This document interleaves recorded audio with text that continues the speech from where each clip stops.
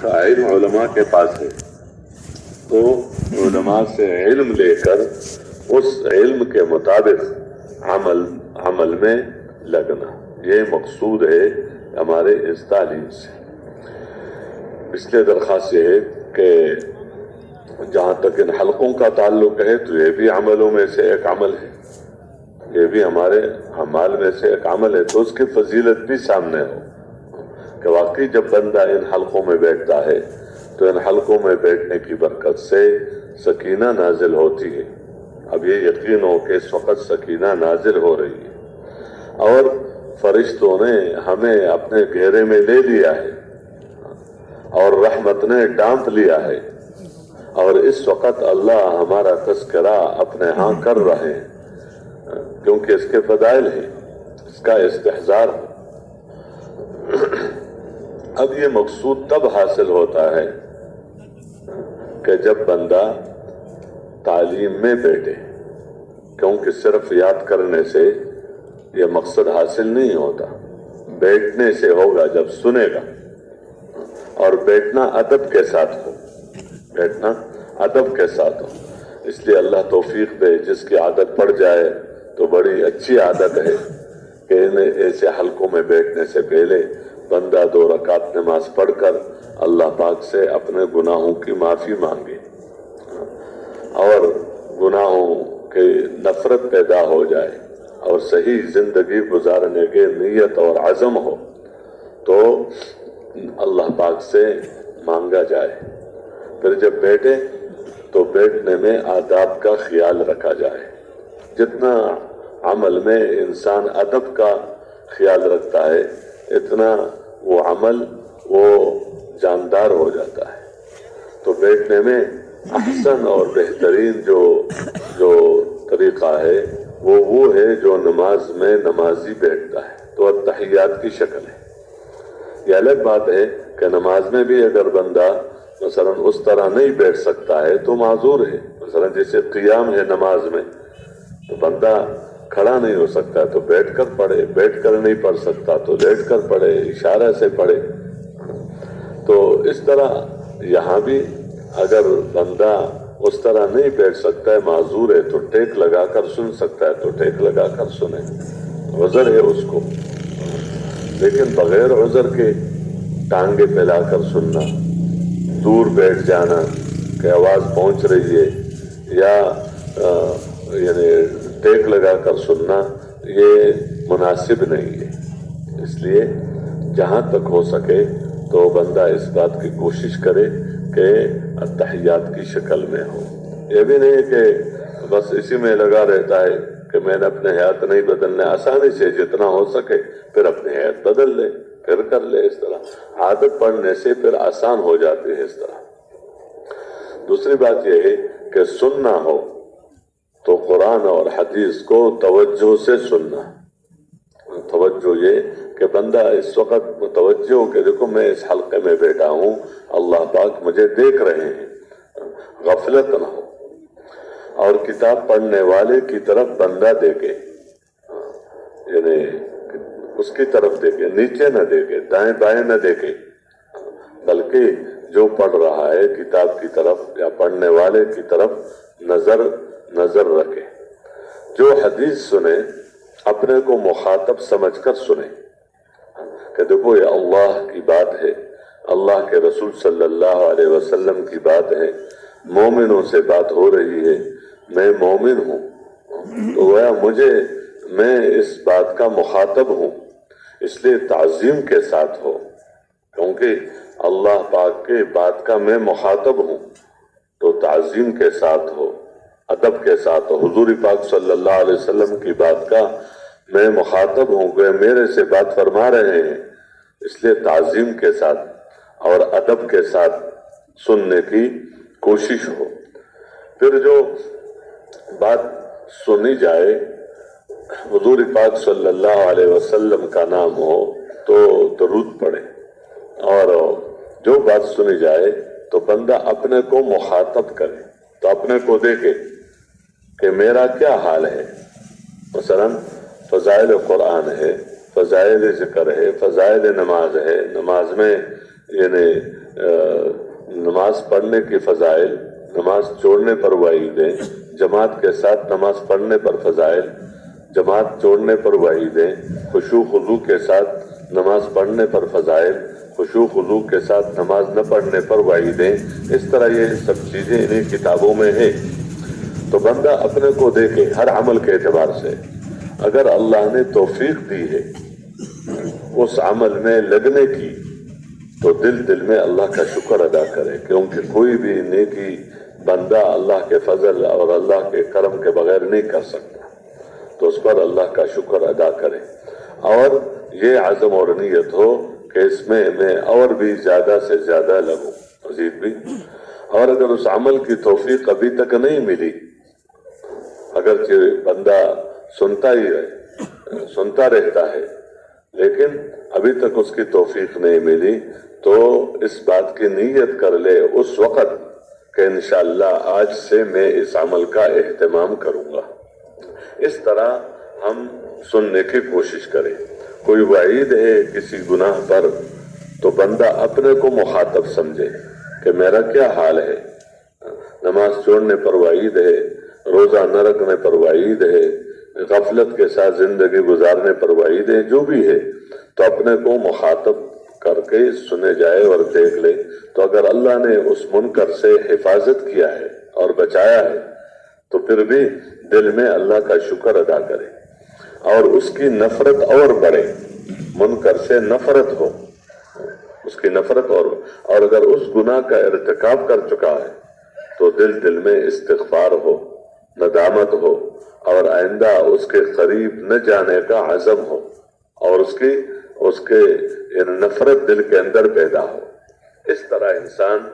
سننے میں ان چیزوں کا خیال رکھے کہ توجہ سے سنے، ادب سے سنے، احترام سے سنے، اپنے کو مخاطب سمجھ کر سنے، اور وہی عمل کی نیت سے سنے کہ اپنے کو دیکھے کہ اللہ مجھے اس پر عمل کرنے کی، اور اگر عمل کی توفیق ملی ہے اس میں اور زیادہ حسن پیدا کرنے کی اللہ پاک مجھے توفیق دے۔ اس طرح جو پڑھنے والا ہے تو پڑھنے والا بھی اپنے کو محتاج اور ضرورت مند سمجھ کر پڑھے۔ جیسے پہلے میں نے بات عرض کی کہ انہیں کتابوں سے پڑھا جائے، سب کتابوں سے، اور پھر ایک حدیث کو 2 دفعہ 3 دفعہ پڑھے، اور فائدہ بھی پڑھے جو حضرت شیخ رحمہ اللہ نے لکھا ہے۔ پڑھنا بھی توجہ کے ساتھ ہو، ادب کے ساتھ ہو کہ اللہ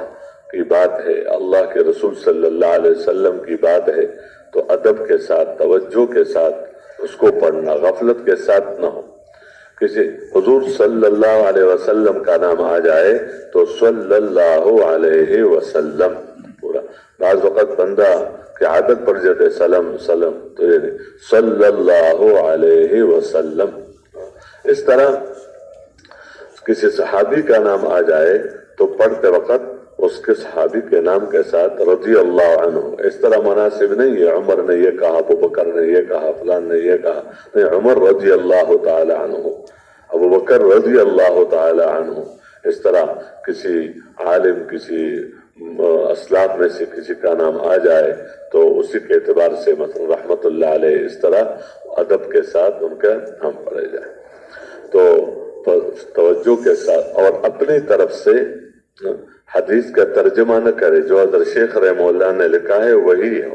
اور اپنی طرف سے حدیث کی تشریح بھی نہ کرے، جو فائدہ حضرت شیخ رحمہ اللہ نے لکھا ہے اسی کو پڑھا جائے، اور پھر اس پر اپنی بات نہ کرے، اپنی بات، یعنی دیکھو اس کا اپنا ایک ماحول ہے۔ حضور پاک صلی اللہ علیہ وسلم کے زمانے میں یعنی قرآن نازل ہوتا تھا تو اس نزول کا اپنا ایک تأثر تھا۔ حضرت جبرائیل علیہ السلام کا زمین پر آ جانا، اس سے ایک تأثر پیدا ہو جاتا تھا۔ حضور صلی اللہ علیہ وسلم کا صحابہ کرام کے بیچ میں تشریف فرما ہونا، یہ الگ تأثر پیدا کرتا تھا لوگوں کے دلوں میں۔ تو اس وقت تو ہر وقت یہ بات تھی، اور کوئی بات ہی نہیں تھی سوائے اس کے کہ قال اللہ وقال الرسول صلی اللہ علیہ وسلم، کہ اللہ نے یہ فرمایا، وحی اتری یہ فرمایا، اور اللہ کے رسول صلی اللہ علیہ وسلم نے یہی فرمایا۔ تو اس وقت تو اس کا माहौल ही था, इसकी फिजा हर वक्त قال اللہ قال الرسول قال اللہ قال الرسول صلی اللہ علیہ وسلم. تو ہم جو ہے ہم اب اس سے دور ہو چکے ہیں، اس لیے تعلیم میں بس وہی قال اللہ اور قال الرسول صلی اللہ، یعنی حدیثیں پڑھی جائیں اور جو آیتیں حضرت شیخ رحمہ اللہ نے اس عنوان پر لکھی ہیں اسی کو پڑھی جائیں، اور جو اس کا ترجمہ ہے وہ، اور جو اس کے شرح میں جو حضرت شیخ رحمہ اللہ نے لکھا ہے وہ اپنی طرف سے بیان نہ ہو، اپنی طرف سے ہاں اتنی بات ضرور ہے کہ ایسا پڑھنا ہو کہ ساتھی اکتا نہ جائے کہ بندہ بس پڑھ ہی رہا ہے، نہ ان کی طرف دیکھ رہا ہے، نہ کوئی توجہ ہے، تو یہ سی نہیں. تو ایک دو حدیثیں پڑھنے کے بعد، 3 حدیثیں پڑھنے کے بعد، چونکہ یہ حدیثیں فضائل کی ہیں، مسائل کی نہیں ہے، اور جسے میں نے پہلے عرض کیا مسائل کے علم سے ہم مستغنی نہیں ہے، تو اتنی بات کہنے میں کوئی حرج نہیں ہے. مثلا نماز پڑھنے کی پر یہ فضیلت ہے، تو عام طور پر یہ ذہن بنتا ہے کہ نماز پر یہ فضیلت ہے اور میں نماز پڑھتا ہوں، قرآن پڑھنے پر یہ فضیلت ہے اور میں قرآن پڑھتا ہوں، حالانکہ وہ صحیح طور پر نماز پڑھنے کی فضیلت ہے، اور صحیح نماز تب ہوگی کہ جب علم کے مطابق ہو. قرآن کی فضیلت تب ہے کہ جب صحیح پڑھے، غلط نہ پڑھے. اس لیے سننے والوں کو بھی اور اپنے بھی نیت کر لیں. اس طرح تھوڑی سی بات کرنے میں کوئی حرج نہیں ہے کہ بھئی یہ فضائل ہمیں تب ملیں گی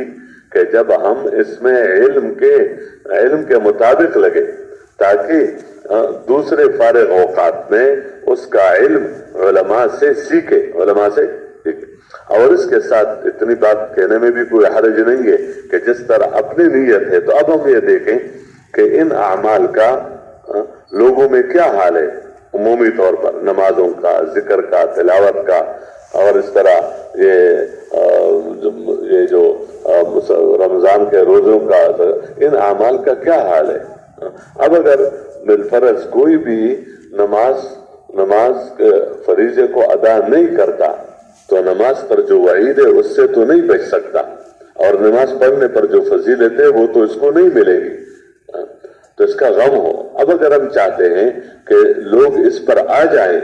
تو اس کے لیے کیا کرنا ہوگا؟ لوگوں کے پاس جا کر یہ فضائل سنا کر لوگوں کو ان اعمال کی طرف متوجہ کرنا، یہ بھی ہمارا کام ہے. جسے سننا کام ہے، اپنی ذات کے اعتبار سے اس پر عمل کرنا کام ہے، اس کا سیکھنا کام ہے. اس طرح ان اعمال کی طرف بلانا یہ بھی ہمارا کیا ہے؟ ہمارا کام ہے. تو اس طرح یعنی ان آداب کا ہم خیال رکھیں، پڑھنے والا بھی اور سننے والا بھی. باقی اس کے جو اجزاء ہیں وہ تجوید بھی ہے، کتابوں سے پڑھنا بھی ہے، 6 نمبروں کا مذاکرہ بھی ہے. تو تجوید میں یہ بات عرض کی جاتی ہے کہ یعنی اتنا قرآن سیکھنا